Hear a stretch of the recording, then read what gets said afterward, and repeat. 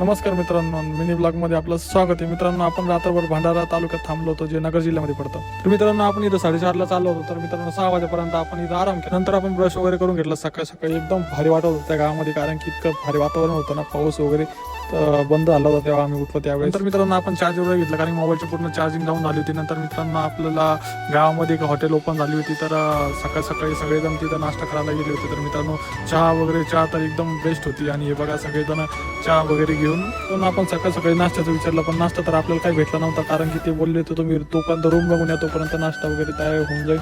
तर मित्रांनो, नंतर आपल्याला बघायला जायचं होतं रूम. तर ड्रायव्हर मस्तपैकी झोपलेला होता. तर ड्रायव्हरला उठलं, चला म्हणे आपल्याला रूम बघायला जायचं. तर मग ड्रायव्हरनं गाडी काढली. नंतर आपल्याला तो डायरेक्ट रूमवरती घेऊन गेला. तर मित्रांनो, तुम्ही बघू शकता का, हे सगळे मुलं हे सगळे फिरासाठी आलेले. तर मित्रांनो, आपण आलो होतो रूमवर पण इतकी गार होतं सगळं काही तिथं. स्विमिंग पूल वगैरे सगळं एकदम भारी होतं, पण खूप ओलं होतं, कारण की इथं 24 तास पाऊस चालू असतो. तर मित्रांनो, आपण चाललो होतो रूमला. तर मित्रांनो, जाताना मस्तपैकी चूल वगैरे तिथं ठेवली होती, कारण की आंघोळीला तिथं चुलीवर. मित्रांनो, या होत्या आपल्या रूम. तर मित्रांनो, रूम पण व्यवस्थित होत्या. नंतर मित्रांनो, आपण थोडासा आराम केला, आंघोळ वगैरे केली, आणि नंतर आपण निघालो होतो पुढच्या प्रवासाला. मित्रांनो, व्हिडिओ आवडला असेल लाईक करा, शेअर करा. आपण भेटूयात पात्रीमध्ये.